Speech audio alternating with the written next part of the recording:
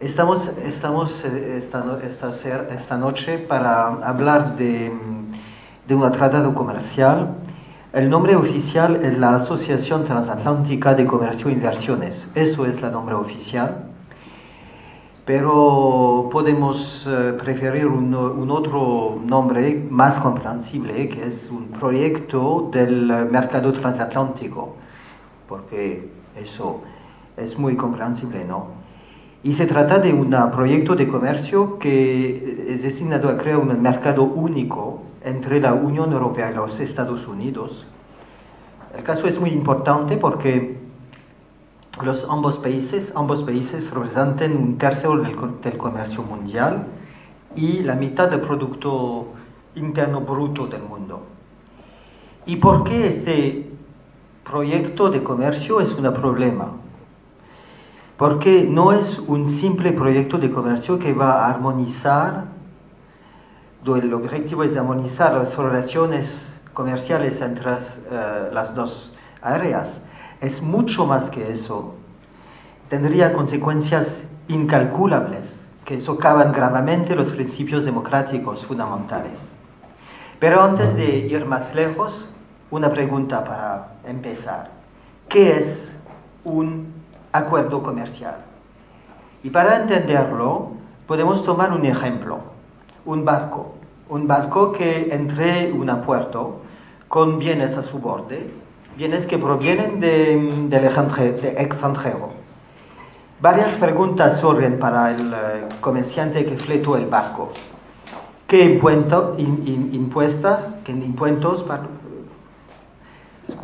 qué controles se someterán a sus bienes? ¿Bajo qué condiciones será la venta? ¿Él tendrá que hacer uso de un socio local o no? ¿Cómo va a repatriar sus ganancias? Todas estas preguntas y mucho más enfrentan a los operadores internacionales, y los acuerdos comerciales son normalmente allí para que las cuestiones se resuelvan de antemano. Y de hecho, los acuerdos comerciales han existido desde mucho tiempo y hay muchos acuerdos comerciales en el mundo. Pero no es un acuerdo comercial tradicional o habitual. Se puede decir que es un acuerdo comercial de la tercera generación. Y si se puede decir aquí es porque antes hay tratados comerciales de dos generaciones. Antes es primera generación, segunda generación y ahora estamos a la tercera. ¿Por qué podemos decir que estamos a la tercera generación? Porque sin ir muy lejos en el tiempo podemos decir que los acuerdos comerciales de primera generación fueron los acuerdos del GATT. Estamos en 1947 con el Acuerdo General sobre los Aranceles Aduaneros. Eso es el GATT, el Acuerdo General sobre los Aranceles Aduaneros. Y al fin de la Segunda Guerra Mundial, como lo saben ustedes, el mundo se divide en dos partes. En el lado de la esfera de influencia de los Estados Unidos hay el GATT, que fue utilizado para hacer un deterioro generalizado de las tarifas. Y de hecho, esto es lo que sucede. En general se reducen los aranceles, con excepción de unos o pocos picos que permanecen. Pero tuvo un cambio radical ideológico en la década de 1980,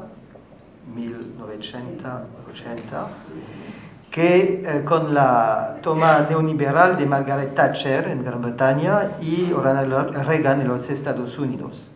Para los neoliberales, las tarifas más bajas no es suficientes.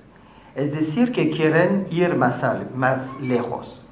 Así, en 1995 aparecen acuerdos de segunda generación, que son los acuerdos de la OMC, Organización Mundial del Comercio. Y estos acuerdos tienen como objetivo de reducir, como se dice, las barreras detrás de las barreras. Es decir, que para ellos el problema principal no es más las tarifas, pero las normas internas que son analizadas como restricciones para el comercio. Y estas restricciones del comercio deben de ser limitadas. Y para eso la OMC prevé la creación de dos mecanismos. En primer lugar, el esquema de liberalización generalizada y el mecanismo para la resolución de las disputas. Primo mecanismo, el mecanismo de la liberalización. La competencia es el principal objetivo de estos acuerdos. Y la competencia debe de ser generalizada. Para obtener esta competencia generalizada, el acuerdo se desarrolló en dos etapas. Primera etapa, el establecimiento del cláusula, se dice, de la nación la más favorizada. Y en segunda etapa, el trato nacional. Se parece un poco técnico, pero es muy fácil de entenderlo. La cláusula de la nación la más favorizada es la idea que todas las empresas extranjeras son tratadas de la misma manera en un territorio determinado. Por ejemplo, si estoy una empresa del Brasil y opera en Francia, por ejemplo, y aprendo que una empresa de tailandés recibió un trato de favor, tengo el derecho de reclamar para mi empresa brasileña, el mismo tratamiento. Eso es la primera etapa. Y la segunda etapa, el trato nacional. Todas las empresas reciben el mismo trato. Nacionales o extranjeras deben ser sometidas a las mismas reglas. Pero sobre todo, lo más importante de entender es que las regulaciones internas no deben ser distorsionadoras. ¿Qué es una regulación de comercio distorsionadora? Es un reglamento interno que impone una limitación al comercio que va más allá que el necesario. Es decir, subvenciones, sino también las normas de salud consideradas excesivas, los procedimientos administrativos, todas las regulaciones que pueden ser consideradas demasiado restrictivas. Así, debido a los acuerdos de la OMC, no solo todas las empresas nacionales y extranjeras deben ser tratadas de la misma manera, pero las regulaciones que se imponen a ellas no pueden ir más allá que lo que no es razonable. Así una pregunta, ¿quién decide lo que es razonable? Y así vemos con el segundo mecanismo, el órgano de solución de diferencias.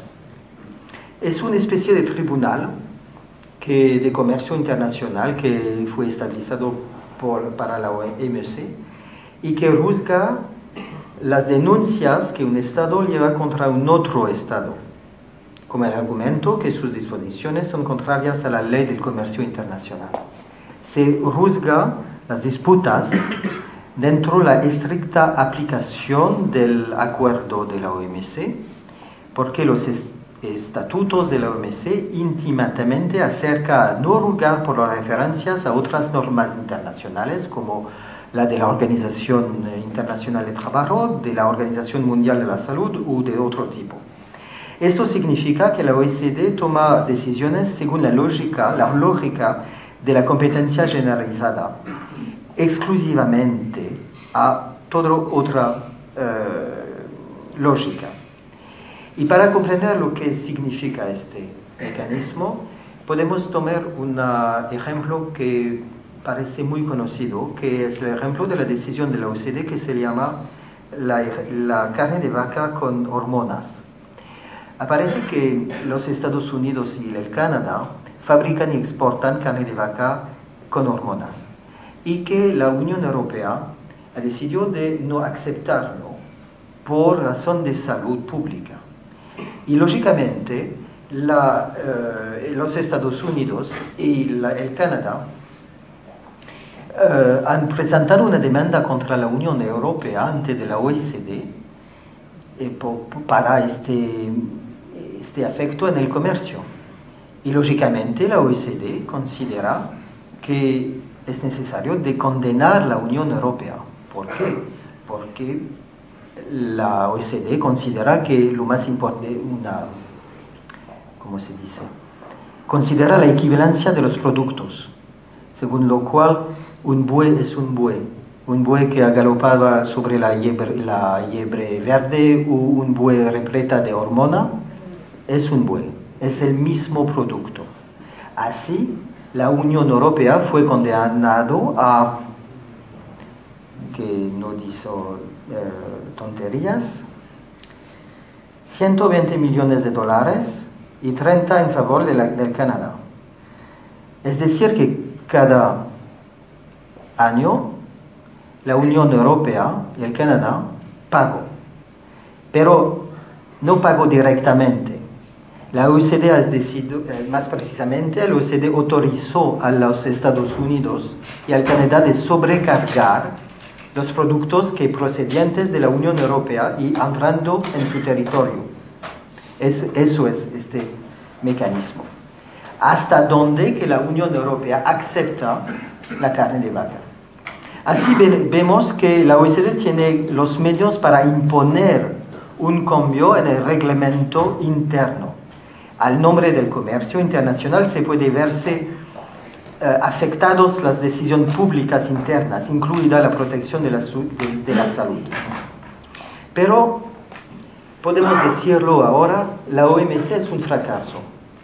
La OMC ahora está bloqueada en gran medida, principalmente porque en la OMC hay un acuerdo sobre la agricultura y que no fue posible de imponer la práctica de la feroz competencia en este ámbito, en este sujeto. La agricultura es un sujeto que se trata de la vida de las personas, ¿no? Y no era posible de imponer esta competencia. Así, las principales fuerzas políticas del mundo, como los Estados Unidos o la Unión Europea, deciden, alrededor de los años 2000, de multiplicar los acuerdos regionales y bilaterales. Y llegamos ahora a el acuerdo de mercado transatlántico, Unión Europea, Estados Unidos, Unión Europea, Canadá, que son acuerdos de tercera generación. ¿Y por qué podemos decir tercera generación? Porque ahora los acuerdos van más allá que los acuerdos de la OMC. Precisamente porque en este proyecto hay dos mecanismos. El primer mecanismo es el mecanismo que se llama inversionista Estado. Exactamente, solución de controversia inversionista Estado. Eso es simple de entender lo que es. Es un mecanismo que permite que una empresa recurra a un arbitraje internacional si considera que la reglamentación nacional de un Estado constituye una expropiación directa o indirecta. Una empresa podría obtener una compensación financiera si un reglamento u una decisión pública disminuye los beneficios esperados y que iba a ser otorgado por un arbitraje internacional. ¿Qué es un arbitraje internacional? No es un juego, no es un tribunal. Un arbitraje internacional es una institución internacional privada, creada por los acuerdos internacionales y existen en el mundo 4 o 5, que fue creados para la Banco Mundial, por ejemplo, la Organización de las Naciones Unidas, también por el Acuerdo de Libre Comercio norteamericano, y son organizaciones privadas son integradas por abogados internacionales que son pagados por las empresas y que se aplican las normas del acuerdo internacional y no las normas internas del país. A cargo de 1.000 euros por hora, estos abogados a pertenecer a firmas internacionales. Ahora hay 15 firmas de abogados internacionales, firmas internacionales de abogados internacionales en el mundo. Hay 10 o 12 en los Estados Unidos, hay 5 en Europa, y se puede integrar esta organización de arbitraje internacional. No están obligados a cumplir con cualquier norma ética. Los conflictos de interés no se refieren a los debates y las decisiones no son públicas y pueden decidir almendras golpear los estados. Este tipo no es nuevo. Este tipo de dispositivo no es nuevo. Ya existe en el Tratado de Libre Comercio norteamericano, por ejemplo, y ha existido también en la multitud de acuerdos bilaterales en materia de inversiones que existen sobre la planeta. Por lo tanto, tenemos una idea muy precisa, muy clara del tipo de decisión que toman los arbitrajes. Actualmente hay 512 casos que están pendientes entre los árbitros internacionales.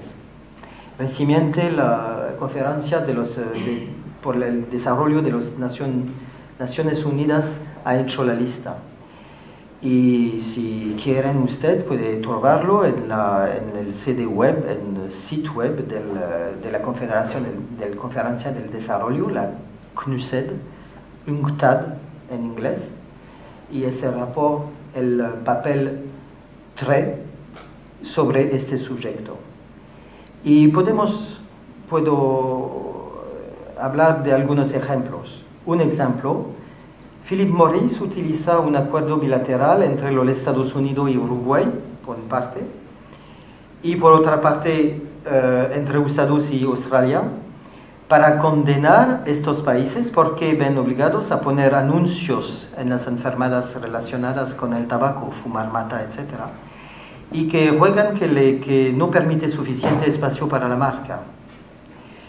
Una empresa que se llama CMS Energy, que es una empresa de los Estados Unidos, y Vivendi, que es una empresa de Francia, han obtenido la condena de Argentina, 1.180 millones de dólares, porque Argentina ha decidido de fixar un precio máximo sobre el agua y la ingeniería durante la grave crisis reciente en Argentina.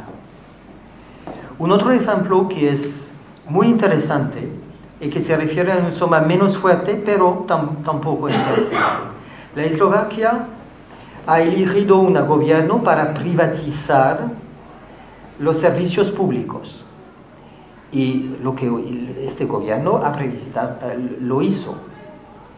Algunos años tarde, este mismo gobierno cae porque la privatización de la salud resultó desastrosa. Y un nuevo gobierno fue elegido con el mandato de volver a nacionalizar de nuevo las estructuras de la salud. Y hay una empresa que se llama Acmea, una empresa que tiene hospitales, que consigue 22 millones de euros en concepto de indemnización. Del mismo modo, Ecuador fue condenado a pagar 1.000 millones y 700 millones de dólares a Occidental Petroleum. Vattenfall, que es una empresa sueca, utiliza un acuerdo de inversión bilateral entre la Sueca y Alemania dentro de la Unión Europea para pedir 3.050 millones de dólares porque Alemania decidió de abandonar la energía nuclear y Vattenfall tiene dos plantas. Lone Pine, que es una empresa de los Estados Unidos, alegando 250 millones de dólares al Canadá, bajo el Tratado de Libre Comercio de Norteamérica, porque Quebec dio una moratoria a la explotación de gas de esquisto. Eso es solo algunos ejemplos. Y podemos decir, mire lo que significa. La idea fundamental que en una democracia es el pueblo que decide sobre sus asientos, es una idea que no se aplicará más con estos mecanismos. Con este trato, las empresas deciden lo que van a aceptar o no aceptar como regulación pública, en la injerencia total, completa de las elecciones públicas. Además, no podemos imaginar que sea posible de proteger a las regulaciones locales. Y aquí me parece que es un sujeto muy importante, ¿no? El punto 4 del mandato de negociación de la Unión Europea dice que los gobiernos locales están incluidos en el tratado. No es solo la Unión Europea que se ha comprometido, no es solo los gobiernos, pero las regiones o provincias, todos lo que se puede, existen en los países que están autoridades locales, cualquier sea. Cada vez que una decisión local que se tomaría contra los beneficios esperados de una empresa podría enfrentarse a un arbitrario internacional. Así, si, por ejemplo, una país, una autonomía, de España, por ejemplo, va a ser independencia, que no tiene consecuencias. Es decir, que si mañana la Cataluña es independiente, el resultado es que la Cataluña va a estar igualmente subyugada, ¿no? Sí, al tratado. Y si la Cataluña decidirá que es necesario de hacer cual o cual protección, cual o cual decisión pública, debe de ser compatible con el tratado que instaura la competencia generalizada.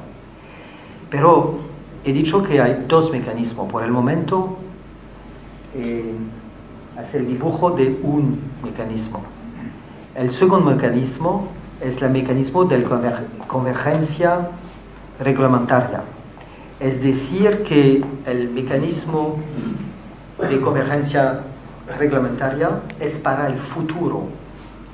En el futuro, si un gobierno quiere hacer una reglamentación interna, debe de ser compatible contra el tratado. Hay un comité de expertos o se llama un test de necesidad, que es la prueba que el gobierno local, federal, etc., debe de apoyar a su proposición de ley. Así, en el futuro, el tratado comercial se impone a las reglamentaciones que vienen, no solamente a las reglamentaciones que existen ya, pero a las reglamentaciones que vienen también.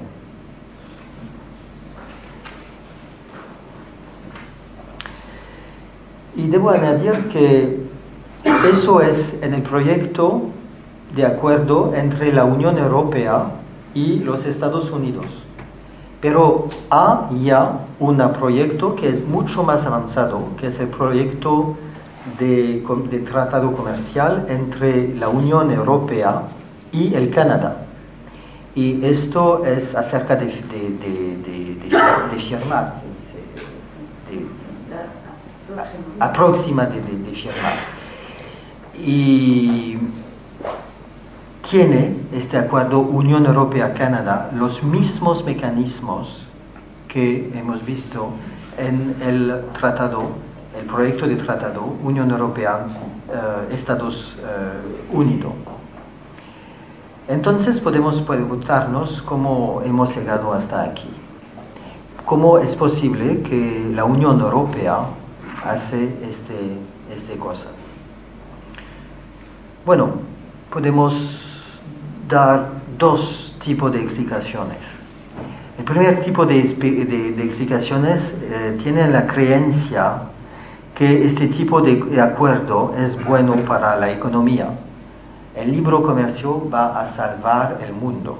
Eso es la creencia de la Comisión Europea, de los gobiernos, cualquiera sea gobiernos, que sea el gobierno socialista en Francia, por ejemplo, o conservatorio en España o en otros países. El libre comercio va a salvar el mundo. Eso es la creencia. Y antes de empezar las negociaciones en julio, la Comisión publicó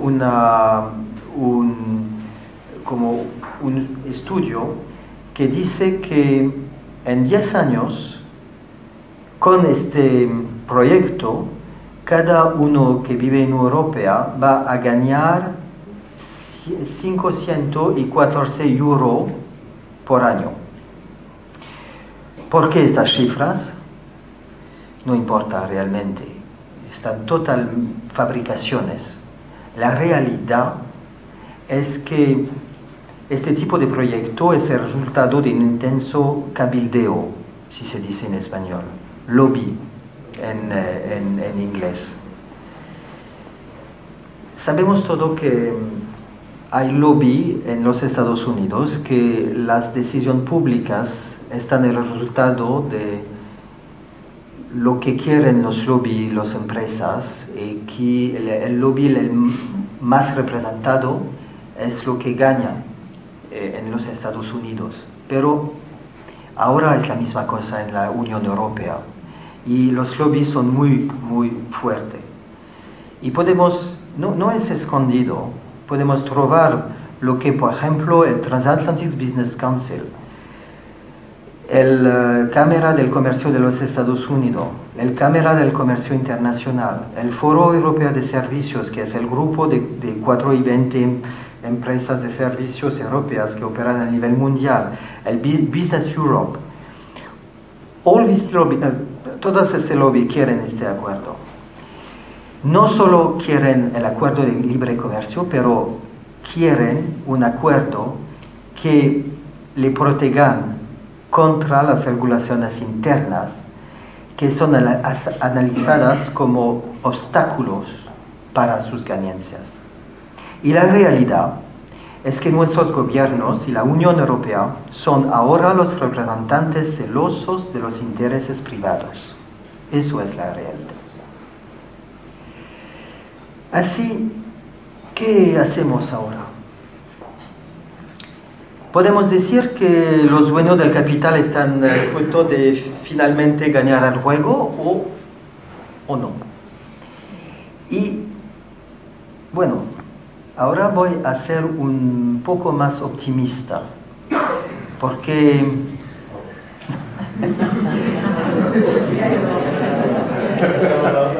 il était temps, como se dice en francés, que a punto, viene a punto, ¿no? El optimismo. Sí, podemos ser optimismo, porque al menos no estamos tarde. Por el momento, las negociaciones están empezando y no es posible que la negociación va a acabar antes de al menos 2 años o 3 años. Aquí tenemos tiempo para movilizar y tenemos de saber que este trato va a ser ratificado al parlamentario europeo. Pero cuando el tiempo viene que de la ratificación al Parlamento Europeo, debemos movilizar de antemano, porque si no movilizamos a este momento será demasiado tarde. Tenemos una fecha ahora, tenemos elecciones europeas. Y en España, como en Francia, como en todos los países, las elecciones europeas no parecen importantes, pero son importantísimas, porque el futuro Parlamento va a ratificar o no los dos acuerdos, Unión Europea-Canadá, Unión Europea-Estados Unidos. Es porque debemos movilizar sobre este tema, localmente especialmente, y si no, será demasiado tarde. Pero en este sujeto hemos construido una plataforma con partidos políticos, con sindicatos, con organizaciones, y esta plataforma que se llama Stop TAFTA. TAFTA es el acrónimo inglés por Acuerdo de Libre Comercio de Transpacífico. Y ya hemos empezado una campaña por lo cual preguntamos a los electos locales de declarar esta región. Tenemos región, municipios y una cosa que se llama departement, o sea, de declarar que están contra el proyecto. Y por el momento hemos obtenido que dos regiones, la región de París y la región de Marsella, a donde viven 17 millones de personas, se declaran contra el acuerdo. Así es un ejemplo que podemos hacer mucho. Y la idea es que con esta campaña no solamente hablamos a los electados locales, pero a la gente, porque es la manera de ser conocido este tratado de comercio. ¿Sabe usted que hay una red de organizaciones europeas que existen ya, que agrupan organizaciones de varios países, no solamente Francia, pero la Bélgica, pero Alemania, Italia, Países Bajos, y también hay una movilización fuerte en Norteamérica. Los Estados Unidos no son amorfos como se puede creer, no es la realidad, porque en los Estados Unidos, en el Canadá, hay un acuerdo de libre comercio norteamericano que existe desde 20 años, y los pueblos del Canadá, del Estados Unidos, del México, saben muy bien lo que significa un tratado de comercio que permite que las empresas hacen la ley. Así son realmente movilizados. Y recientemente el presidente de los demócratas al Congreso de los Estados Unidos no acepta que una ley que se llama vía rápida, fast track, y que es una necesidad para negociar, para la administración Obama, para negociar, se necesita este fast track, y no le ha obtenido. Eso muestra que esta movilización, esta guerra, se puede decir así, se puede ganarla, esta lucha, se puede ganarla. Tenemos muchos no sé cómo se dice en español, des atouts,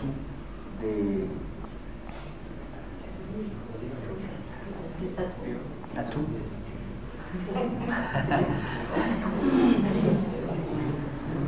¿Activos? ¿No? Sí, sí, muchos ejemplos en marcha que mostramos que podemos ganar esta batalla. Y entonces es una batalla crucial y podemos ganarla y entonces no podemos perderla. Bueno, voy a concluir aquí y gracias por su atención y le disculpe por todas las faltas que ha sido durante mi español no es bueno realmente, lo siento.